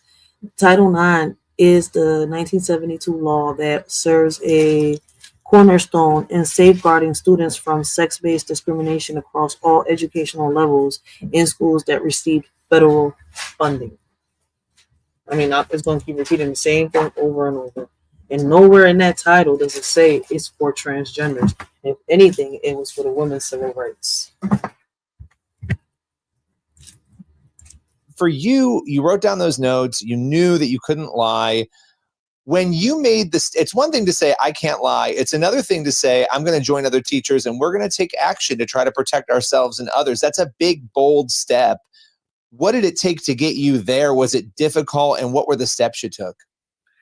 Well, it was a process, but that process included a lot of prayer and a lot of consideration, and in spending time in prayer, really feeling like God was directing me to do this with my time, that this was important. This was that important. And it was a responsibility that I had to speak up for kids and for families. I'm a parent as well. I have 3 of my own children, and now I have a couple of grandchildren. And I would want to know I would want to know if something this important is happening in their lives in school where they're spending hours and hours every day, and not to have it kept from me. So for me, that was part of the process. And then there was just praying about and thinking about it, looking at all the other options. How can we possibly make a change without going for a case? And we did some steps, but we really seemed like we needed to go for this case, and that we had some real strong elements that would carry the case. Yo, she really did, yo. But let me ask y'all this, right? With the past case that we was reviewing and reacting, right? With I think that was Arroyo Castro, right? Was the teacher's name, right? And they came at her for religion, right? What do you think about the role of prayer and personal conviction in Figliola's decision to take a stand? I mean, it took a lot of prayer, and she believes she stood 10 toes down, and that's what made her accomplish. She reached her goal, right? Her determination. She ain't give up. And she put prayer. I mean, that's how she believes it. I feel as though she stood 10 toes down. Could it have been prayer? Maybe. But that's how she believes it. Listen, I'm not nobody to sit here and judge how she did it. She did it. She accomplished it. I think it was self-determination, right? And she believed in everything she was doing. It takes faith, right? Well, and let's talk about what would have happened, before you went in. We'll talk about victory and winning and all that. But before we get there, if you did not follow the 3 prongs of what you were asked to do in this training, what could have happened to you and other teachers who wouldn't do those things? Well, it was definitely an option that there might be some kind of a negative response. I'd say Vince might be able to answer that even better at this point. Right. Sure, yeah, Vincent, tell us about that. Harrisonburg clearly connected these 3 directives with its non-discrimination policy. And the non-discrimination policy says it shall be enforced. And then, if they find a violation, that includes consequences up to termination. Yeah. And so these directives are connected with that policy, which had that threat of enforcement up to termination for not following it. And we've seen this happen to teachers before, not in Harrisonburg yet, and hopefully not now based on this settlement you've alluded to. But we also represented Peter Vlaming against the West Point School Board in Virginia.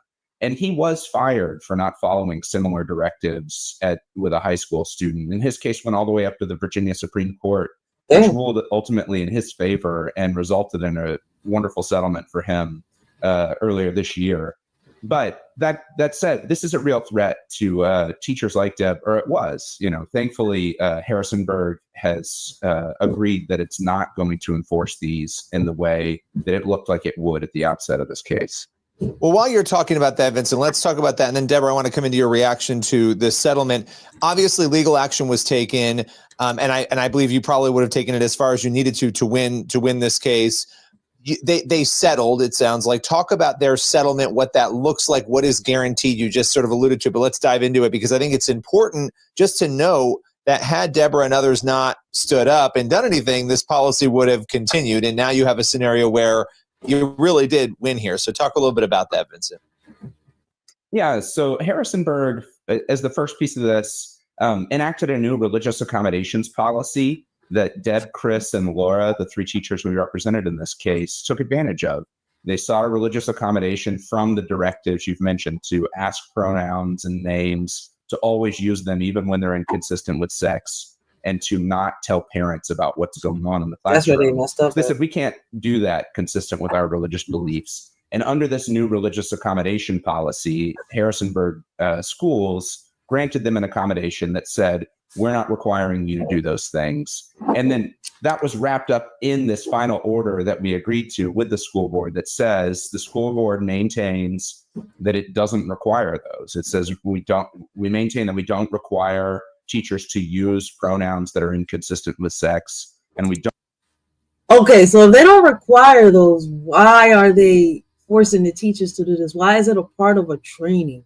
Why did they train these teachers to do this? Why did they want them, right, to lie to the parents, right? In your opinion, what role should teachers play in supporting students' gender identity while also respecting parents' rights. But I want y'all to hear what he said again. Let's go back real quick. Clearly connected these three directives with its non-discrimination policy. And the non-discrimination policy says it shall be enforced. And then, if they find a violation, that includes consequences up to termination. Yeah.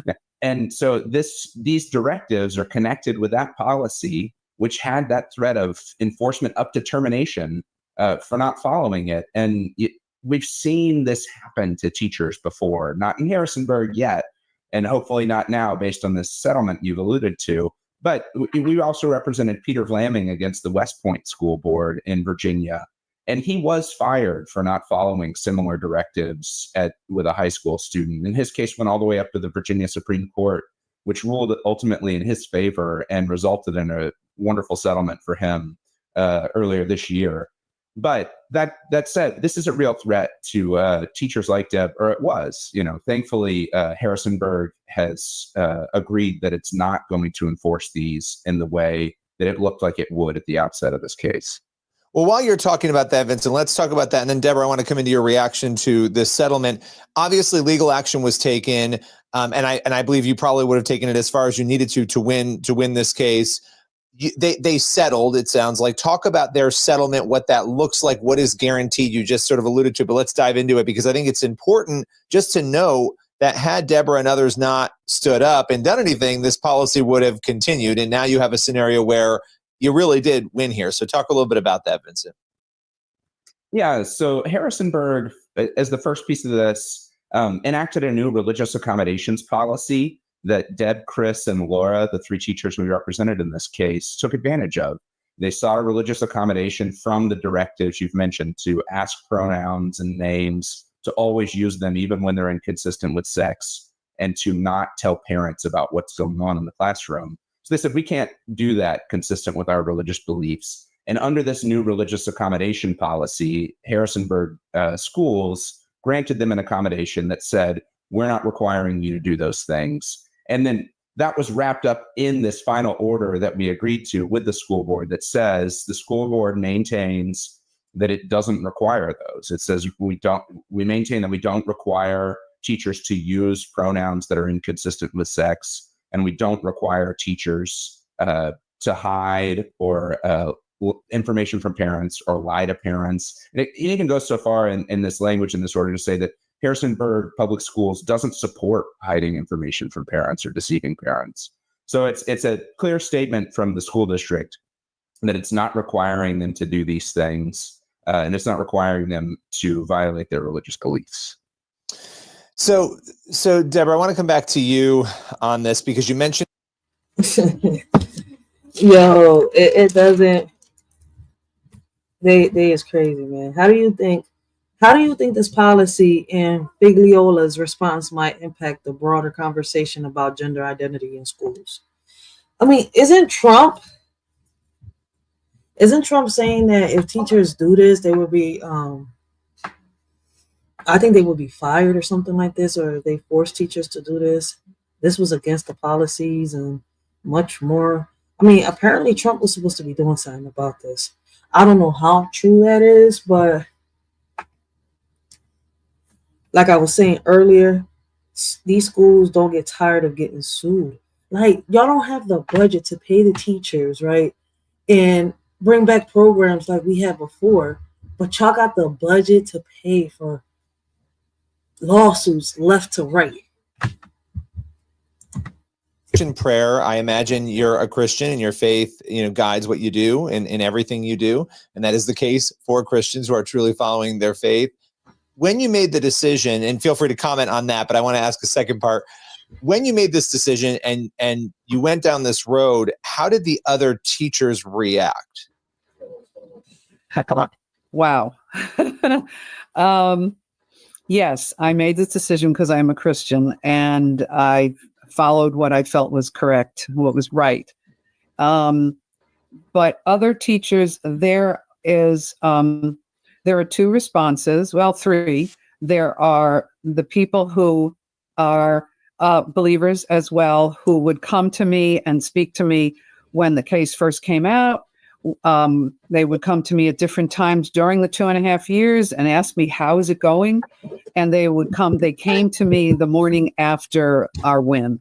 And every time they were very supportive and very positive and very much wanted to know what was going on because it was affecting them or could affect them as well.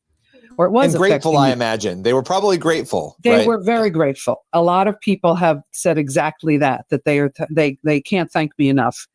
Parents have done the same thing. I've gotten a lot of response from parents even since the win, and parents who I haven't seen in a while who are like, I just read this article and I can't believe it, and thank you. The other side of that coin was people who did not agree with this and wanted to have all students be addressed however they wanted to be addressed and to keep it from parents. And those people were very much upset. And some of them spoke to me. Very few of them spoke to me. Most of them mostly stopped talking to me. And that was hard. That showed up again this past week. Some people who just, they're professional where they'll respond when I say good morning, but it's nothing more than that. But then there's the people who just don't have anything to say. So, but there's definitely two sides of this. Okay, and this question might be difficult, and it's anecdotal based on your experience. The first two groups, the third group, that's a lot of people, right? Are there more of the first group or more of the second group that you've encountered? In the building, there's more of the second. In the district, there's more of the second. In life, in every place else, there's more of the first group. It's been an amazing experience to hear from people in so many ways. But in the building, in the school district, in the educational system, there is more of the second group. And if I can add to that, when this policy came out, a number of people who are believers left the school district instead of staying. Wow. It's interesting. And I asked you that question because I think there's a sense that there's a problem in education, right? That there are a lot of people in this second group, but there are a lot of people in the first two, and look, you're in a place, I live in New York, right? So you would assume this is just par for the course in New York. California, New York, you're not going to get, very far if you try to challenge some of these things. At least that's the thought people have, right? Right. But it's a little disturbing to think that there could be more in that second group. And I think it lends itself to that question of why is this something that is brewing in education? I mean, I don't know if you have any thoughts on that, but I would love to hear. Well, it comes down from the training of teachers. And where does that start? And so you see a lot of teachers who come out of institutions, universities and such that are very much along the same lines. And so I see that within the educational system. Whoa, she said that there are a lot of teachers that are very along the same lines, which means that there are teachers that are transgender or I guess in the process of being transgenders, right? And they're with it. So they don't have a problem following the training. So with that being said, right, guys, I would like to ask y'all, what suggestions do you have for creating inclusive school policies that respect both student identity and parent rights? But I feel as though that no teacher should sit here and be talking about a child's identity, right? What they want to be or what sex preference they have. That's the parent's job. A teacher should not be sitting here talking about these type of things with the students at all. Now y'all violating so many policies that it's not even a joke. I saw it in college, I saw it in universities, and now I'm seeing it in high school and now middle school. And I know it's in elementary school because we had an elementary school teacher on our case, one of the plaintiffs. Vincent, now that there's been this win and this settlement, what are you hoping to see happen? Because this is a national issue. This is not just a Virginia issue, and this is happening everywhere. Mm-hmm. What do you hope to see happen next in the sense of, here's a win, how can this be replicated to maybe at some point create a national policy that prevents these sorts of things? Well, we'll continue bringing lawsuits when the opportunity arises, and we have others pending. As I mentioned, we represent educators in, say Ohio, Indiana, where we're actively litigating cases about similar policies and practices, and so that is a piece of it. Another piece of it is awareness of what teachers' rights are in these situations, making sure that results like this one. The word gets out on them so that teachers know that they have the Constitution has their back in these situations. And I think it's important, too, that it be highlighted as to parental involvement in particular, that, it's just common sense that kids are going to do better when their parents are involved, but making sure people know that there's a growing body of scientific evidence that supports that common sense notion. That kids who are going through all kinds of experiences in adolescence, that they're just going to have better outcomes in the rest of their lives when their parents are looped into these situations. So I think it's giving people the confidence to know the Constitution's on their side, common sense is on their side, and science is on their side. That parents need to be kept in the loop by schools when stuff like this is going on in kids' lives. Absolutely. Final question for you, Deb. What would you say to other teachers out there, people who are afraid? There are policies like this that are creeping up in their schools, and they're looking at the options you were looking at, and they're afraid to take action. They don't know what to do. They're stuck. What would you say to them to encourage them in this moment? Don't give up, because there are protections and there is a path forward.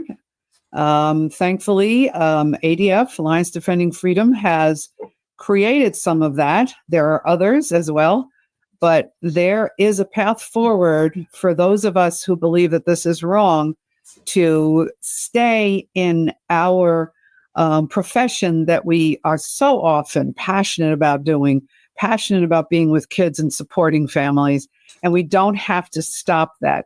It may not be comfortable at all times, but things that are really worth it may mean that we may have to be uncomfortable once in a while, but it is so worth it. I am so glad I did this. I can't tell you how glad I am I did this. I'm glad she did that too, man. Like, it's rare that you hear teachers stand up and speak up for not just the parental rights, but for the students, show. So I'm going to repeat these questions to y'all one more time. Listen, ain't no interaction in the chat. So, ain't no point. Y'all know what my perspectives are, my opinions are, how I think, what I feel, and much more, right, when it comes to this topic. So I'm going to read the questions to y'all again, right? What are your thoughts on Deb Figliola's decision to challenge the school board's policy on pronouns and parental notifications? Question 2. Do you believe teachers should be required to inform parents about their children's preferred names and pronouns? Why or why not? How can schools balance respecting students' gender identity with maintaining transparent communication with parents? What do you think about the role of prayer and personal conviction in Figliola's decision to take a stand? 5. Have you experienced or witnessed a similar situation where teachers' responsibilities conflicted with school policies? How was it resolved? 6. In your opinion, what role should teachers play in supporting student gender identities while also respecting parent rights? Can y'all both stop, please? How do you think, question 7, how do you think this policy in Figliola's response might impact the broader conversation about gender identity in schools? What suggestions do you have for Question 8, what suggestions do you have for creating inclusive school policies that respect both student identity and parent rights? I feel as though that, parents should not be changing their kids' identities at a young age. They should really have these conversations. But to each his own, right? So with that being said, guys, I would love to hear y'all perspectives. Anybody that, catches the replay, I would love to hear y'all opinion. These videos will be, be uploaded individually, each one that we was reviewing and reacting to. But I would love to hear y'all perspectives, right? And with that being said, we're gonna move on to the next topic, guys. Right? And that is real quick. Oh, okay, yeah. The teachers union, yo. I've talked about this a lot on my previous lives, right? Teachers union. Teachers union lashes out after female student refuses to compete against a boy. And we've had plenty of conversations about this before, right? No matter what, right? I don't care if the male thinks he's a female. At the end of the day, right, he is still 10 times stronger than the female. Women can win. Yes, we can win. We can whoop a man's ass, right? But we win by strategy and strength, not just strength alone. Because listen, a man can outpower you at any given time. But females don't seem to understand that. Give me 1 second, guys.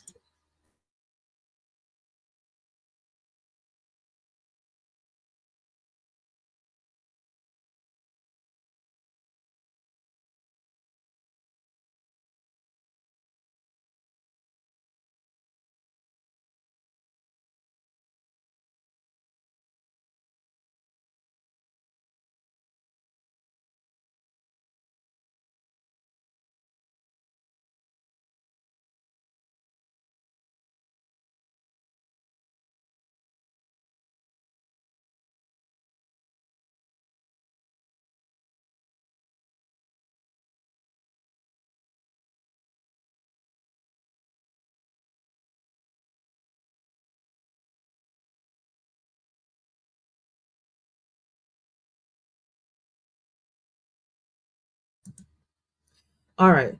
So in this situation, we got the Tumwater Education Association recently made a lengthy post addressing the topic of hate, which many believe was aimed at shaming a female student who took a public stand against boys participating in girls' sports. This student, Frances Straw, a basketball player at Tumwater High School, expressed her concerns about playing against a transgender athlete from Shelton High School.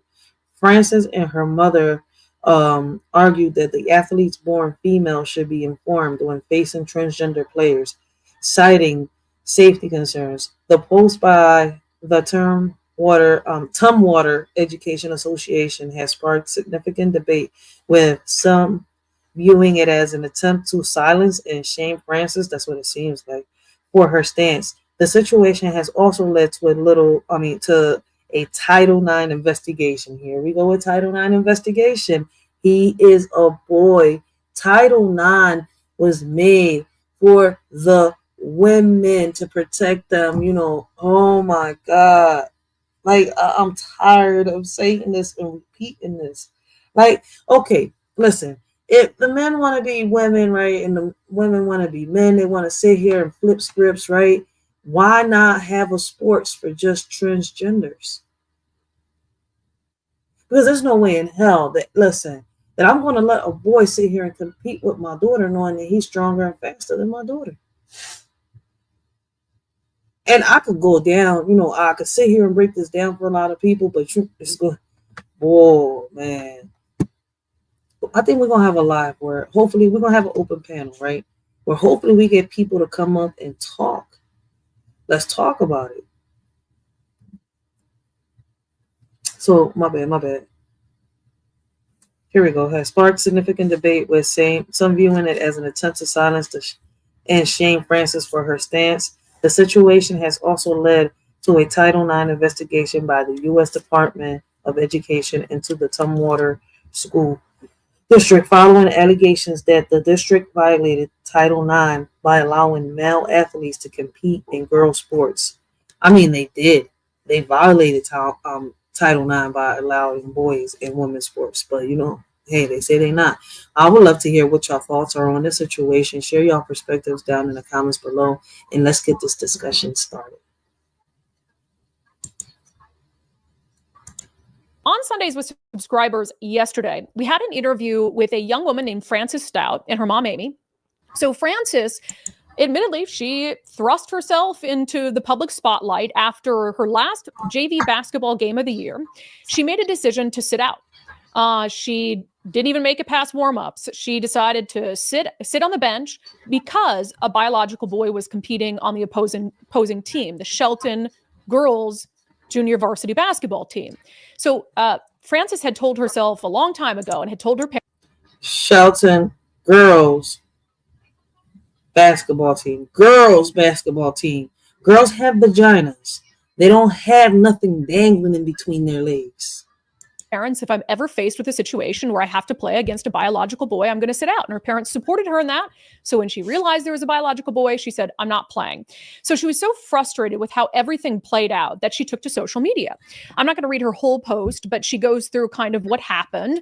The fact that she sat out. She said, I made the decision to sit out of my very last basketball game of the season because I refuse now and forever to compete against any biological male in any sport that I play.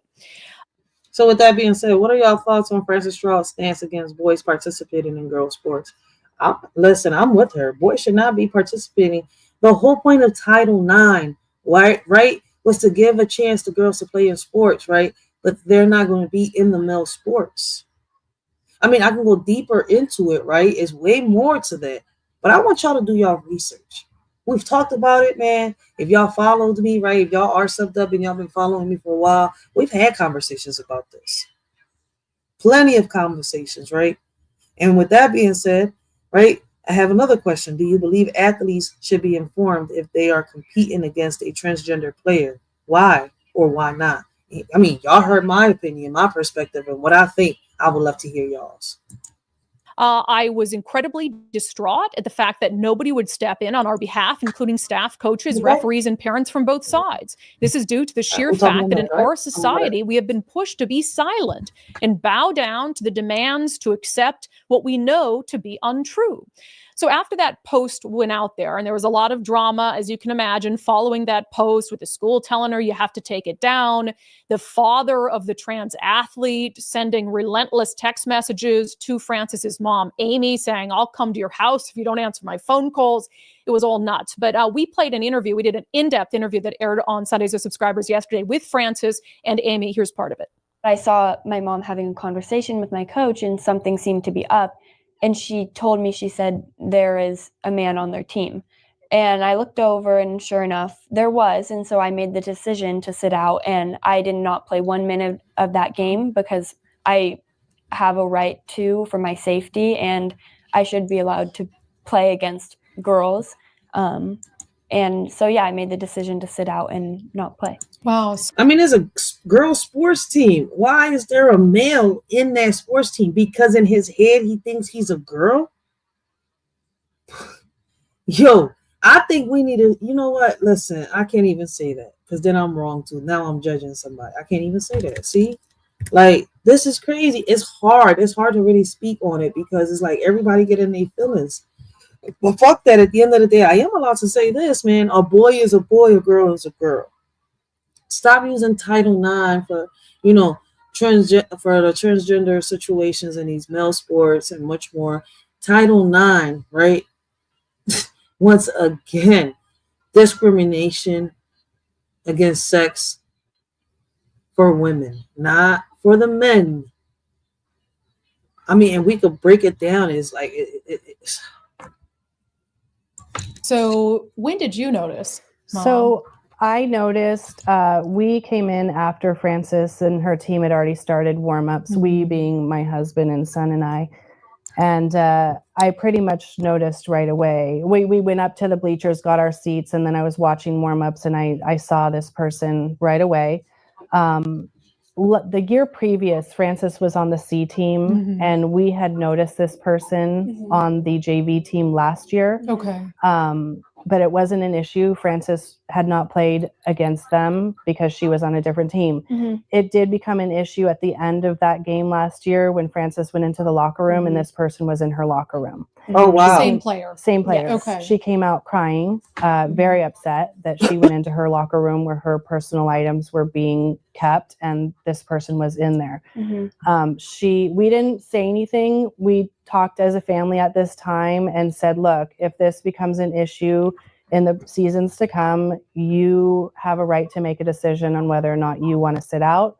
And she made that decision at that moment last year that I will never play against someone other than a girl in my sports. So this year, as my husband and I walk into the game and I notice, I said, that's that same player and that's not a girl.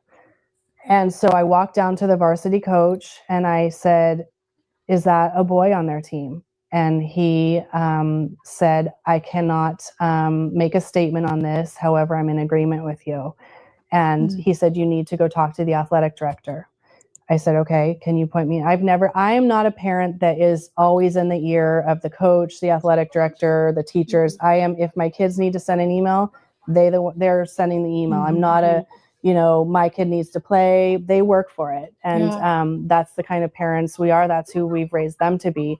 So I hadn't met the athletic director before. I'd seen him at games. Was he at the game? He was at the game. Okay.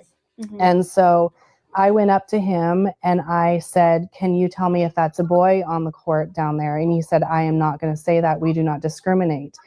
And I said, oh, that's crazy. I'm not going to say that we do not discriminate. Well, you can't tell. You telling me that you can't tell that's a boy or a girl? Yo, we really going to have to start looking at the Adam's apple for real, for real? Well, you're discriminating against my daughter by putting her out there potentially against a boy player. And he said, well, we follow WIAA and Washington state law. I said, President Trump yesterday signed an executive order that went into federal law yesterday. He said, we do not have to follow that. We follow Washington state. At that. Yo, the bull said we do not follow that law. We follow Washington state. What is this, a private school? I was thoroughly disgusted. And I went back to my seat. There was not a scene at this time. I went back to my seat. I told my husband what just took place.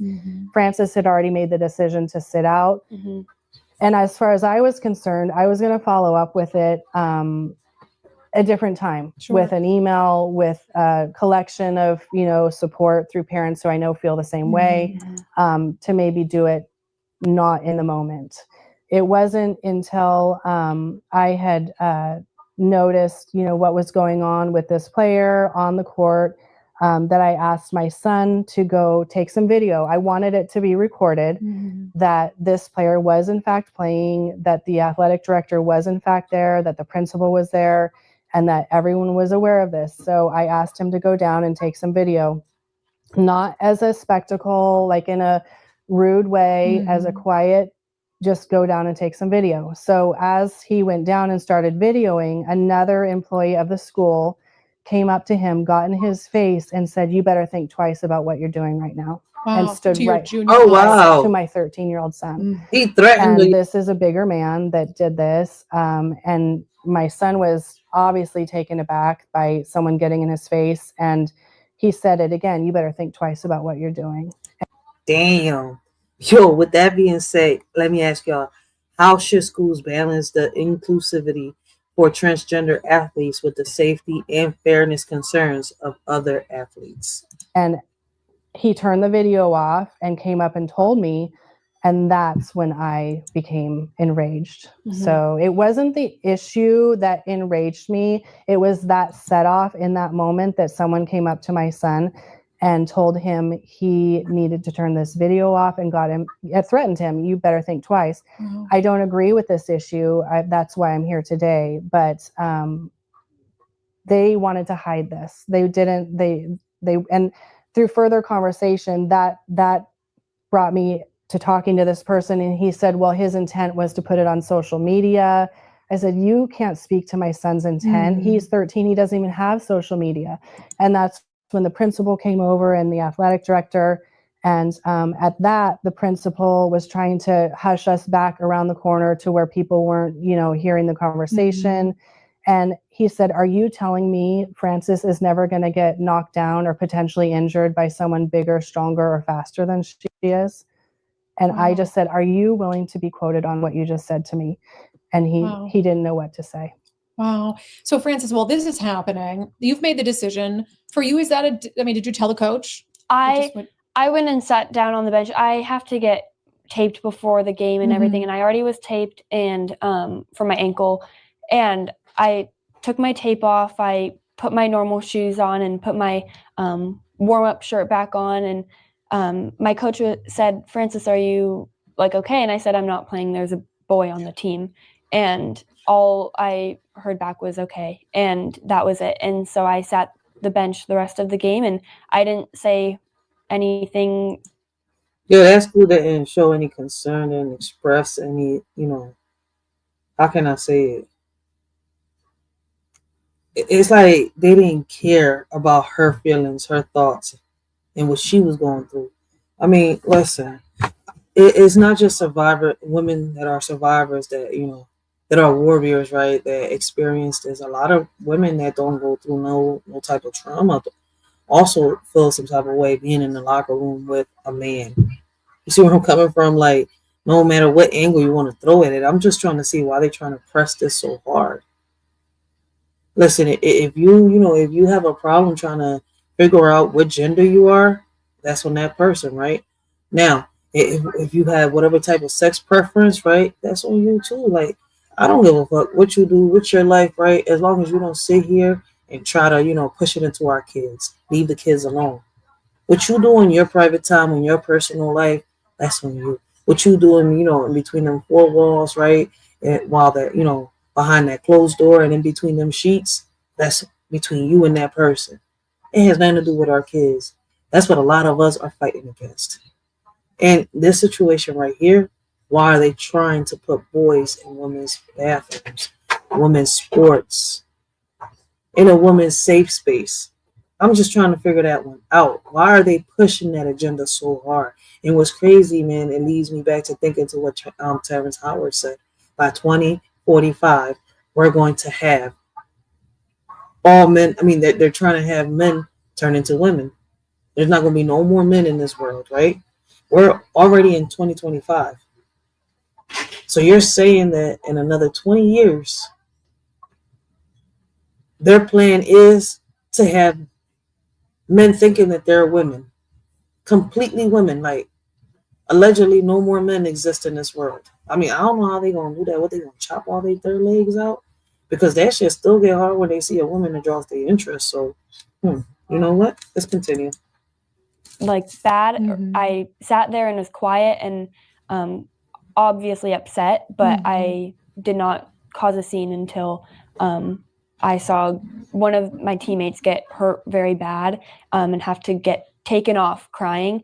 And that's what set me off crying, because I care deeply for her, and to see her get hurt. So, yo, look how much bigger the boy is. Look how much bigger he is.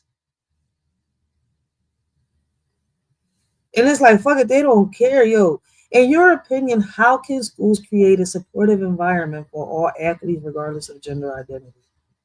Yo, what role do you think Title IX should play in the conversation about transgender athletes in school sports? Let us shorty know.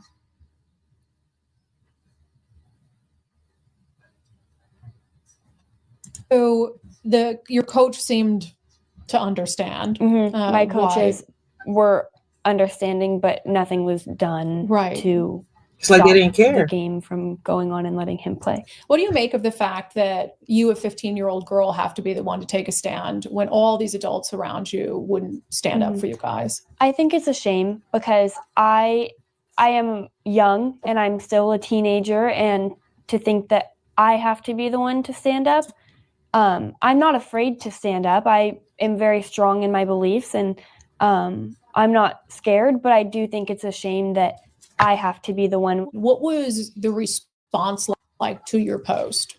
I did have a lot of support, but I also had threats made. I had people telling me I'm going to hell. I've had people saying, good luck having any future after this, and saying, I know all of the people right now that are reporting your account are just happy to see your downfall, and know that it's going to be a real rough time for you in your future because of your decision to post this. Threatening to get jumped, threatening to, I hope you choke on an expletive and die. I hope, I mean, very awful things to say to a 15-year-old who was only ever trying to stand up for herself and what she believes. I also saw an email from the school that said that they're kind of launching this investigation into accusations of harassment and bullying. Did you harass and bully this player? No. Did you do anything that could be construed as harassment or bullying? No, I've never been the kind of person to go out of my way to make people feel bad about themselves. And I have been a person to stick up for others, and I've been known for that, to be a good friend to people. And I think it's wrong to go and bully someone and go out of your way to do that. I was sticking up for my rights, and I expressed that to the school. And it is me saying that I'm, as a female, have the right to play against females, and that was it. That's a fact, yo. Like, for real, let me see. That's why I asked, what role do you think Title IX should play in the conversation about transgender athletes in school sports, right? And that's why I say, like, instead of putting a transgender athlete in a, how can I say, in a sports with women, right? Why not create a sports just for transgender athletes? If the men and women want to, you know, compete against each other, that's their right. They want to do it in that sport. But the women's sports do not want to compete against boys. They don't want to compete against men. So why are they being forced? Then they're saying that, you know, it's not being like this, but at the end of the day, right, you have a whole school that sat here and wrote a hate speech, right? It kind of like trying to, you know, silence this young lady right here from speaking up. And she still stood 10 toes down on what she believed in, right? So with that being said, what do you think about the Tumwater Education Association's post addressing Kate and its implications for the student involved? Which I think they should be talking about it soon. What would you say to, you know, the folks who head our public school system, to our elected leaders who have said that they plan to fight the Trump administration tooth and nail on his decision to ban men from women's sports? Well, I think, what about fighting for us? What about fighting for the girls who are completely against it and feel like they can't do anything because they've been silenced? And I've had multiple people reach out to me and say, thank you for saying something. Facts, and that's what's making a lot of people turn into, you know, start to like Trump. Because listen, besides the few policies that I don't like that he has, right, I'm not going to sit here and lie. He has signed, I mean, let's not talk about the tariffs, right? A lot of people are mad at that. Shit, I'm not going to be able to get me no more Canadian coats. I was planning on getting me one for the next winter. Shit, I needed me one because this winter, man, I was going through it. And I like only wearing hoodies. But I see that their coats are small, or they're not so bulky and shit.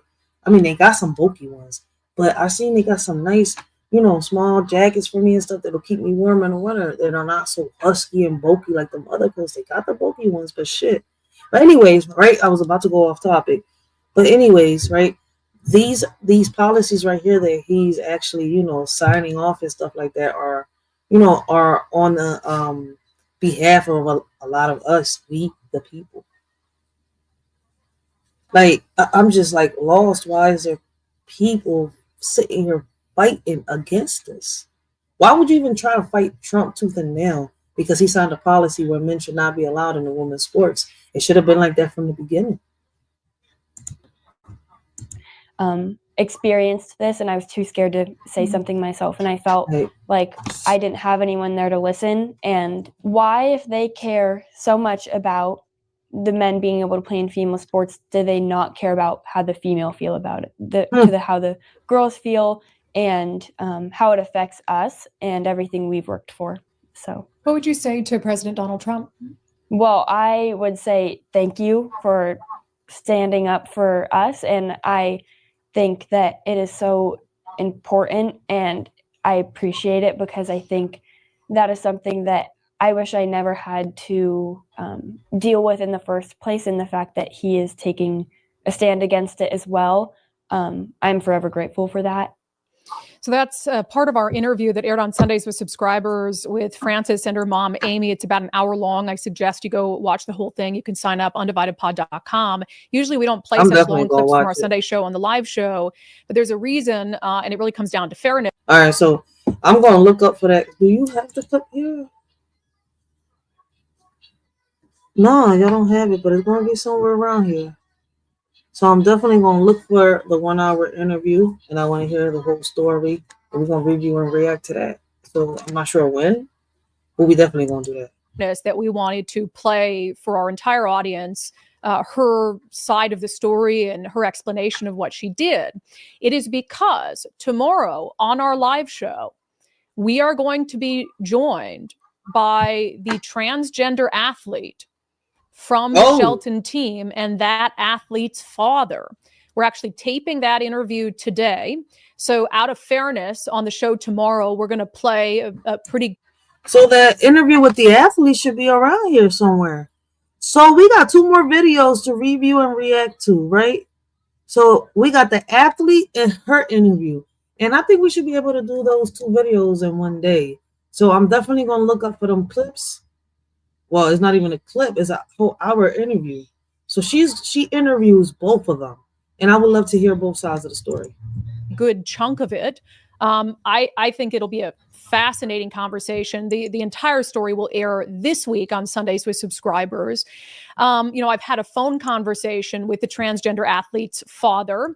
We had a pretty frank discussion, and he even showed his child some of my coverage of the transgender issue. They're fully aware that I don't believe that biological boys should be competing against girls. I feel the same way. And so it is with a full knowledge of my position on this issue that they've agreed to come in. I think they're to be applauded for that. We haven't taped the interview yet. In fact, it's happening after the show today.